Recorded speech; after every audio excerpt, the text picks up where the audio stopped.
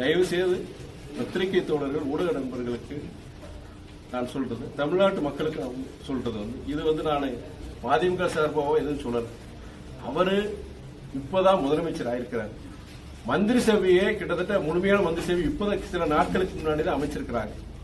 முன்றைய ஆட்சியில் இருக்கிற நியமிக்கப்பட்ட அதிகாரி பல்வேறு தமிழ்நாடு இருக்கிற அனைத்து துறைகளுடைய அதிகாரிகள் பாத்தீங்கன்னா முன்னாடி இதுக்கு முன்னாடி ஆட்சி செய்து அவங்க நியமிச்சவங்க தான் மாத்திருக்கிறாங்க. பல்வேறு இடங்கள்ல காவல்துறை சார்ந்தாலும் சரி, அதிகாரிகளும் சரி, நீங்க மாவட்ட ஆட்சியர்களும் கூட பல மாவட்டங்கள மாற்றங்கள் கொண்டு வந்திருக்கிறாங்க. ஆனா அது மாற்றங்கள் நடந்துட்டு இருக்கு, நிர்வாக ரீதியாக மாற்றங்கள் நடந்துட்டு இருக்கு. அது ஒரு கால அவகாசம் கண்டிப்பா நம்ம கொடுக்கணும். குறைந்தபட்சம் ஒரு 6 மாதத்திலிருந்து 1 வருடம் வரை நம்ம ஒரு வெயிட்டிங் டைம். அது நம்முடைய முதலமைச்சர் சகோதரர் விஜய்க்கு சரி, புதிய அரசாங்கத்துக்கும் கண்டிப்பா கால அவகாசம் கண்டிப்பா கொடுக்கணும். கூட்டாட்சி மாநிலத்தில் சுயாட்சி திராவிட கட்சி சொல்லிட்டு வந்தாங்க. முதல் முறையாக மாநிலத்தில் சுயாட்சி கூட்டணி ஆட்சி உருவாக்கியிருக்காங்க. அதை பத்தி என்ன? அருமையான விஷயம், நல்ல விஷயம்.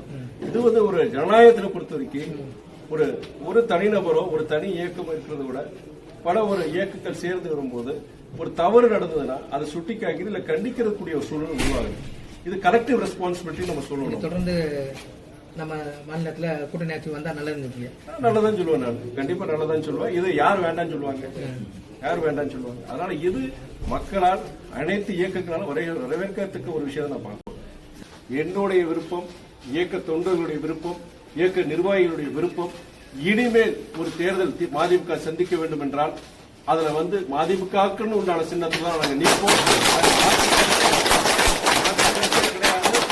அது என்னுடைய தலைமை அதுக்கு உண்டான முடிவு எடுக்கணும். அடுத்து பொதுக்குழு வருது.